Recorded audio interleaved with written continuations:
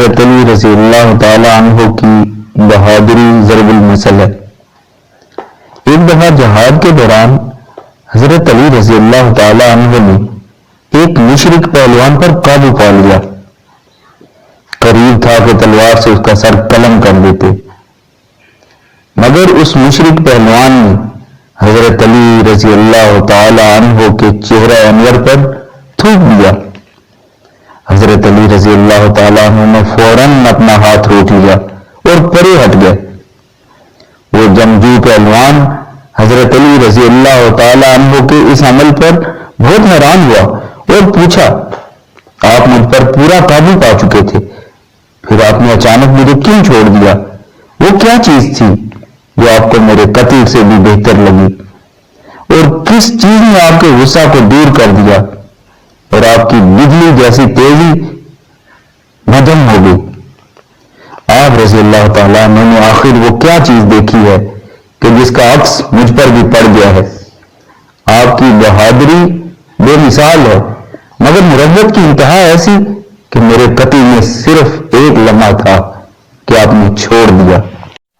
حضرت علی رضی اللہ تعالیٰ عنہ نے فرمایا، میں اللہ کی راہ میں اور اس کی رضا کی خاطر جہاد کرتا ہوں، تلوار چلاتا ہوں۔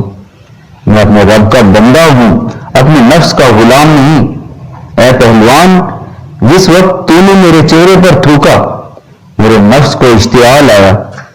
اگر اس غصے کی حالت میں میں تجھے قتل کر دیتا تو یہ قتل اللہ کے لیے نہ ہوتا بلکہ اپنے نفس کی تسکین کے لیے ہوتا۔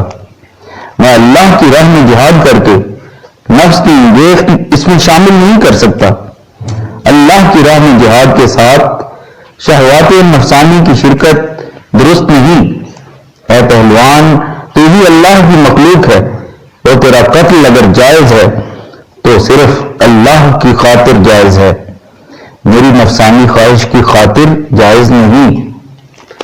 مشرک پہلوان نے جب حضرت علی رضی اللہ تعالیٰ عنہ کی بات سنی تو اس کے دل میں نور ہدایت چمک اٹھا اور وہ پکار اٹھا کہ میں نے آپ سے جنگ کر کے ظلم کا بیج بویا تھا، اب میں بھی اسی شمع کا پروانہ بننا چاہتا ہوں جس شمع سے آپ نے نور حاصل کیا ہے۔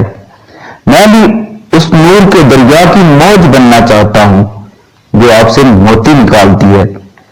چنانچہ حضرت علی رضی اللہ تعالیٰ عنہ نے اس پہلوان پر اور اس کی قوم پر دین اسلام پیش کیا اور بہت سے لوگوں نے اسلام قبول کر لیا۔ اس واقعے میں یہ حکمت ہے کہ اللہ تعالیٰ کی راہ میں خلوص نیت سے کیے گئے اعمال کا نور دوسرے لوگوں کے دلوں کو مسخر کر لیتا ہے۔ متقی اور پرہیزگار لوگوں کے اعمال شمع کی طرح ماحول کو منور کر دیتی ہیں۔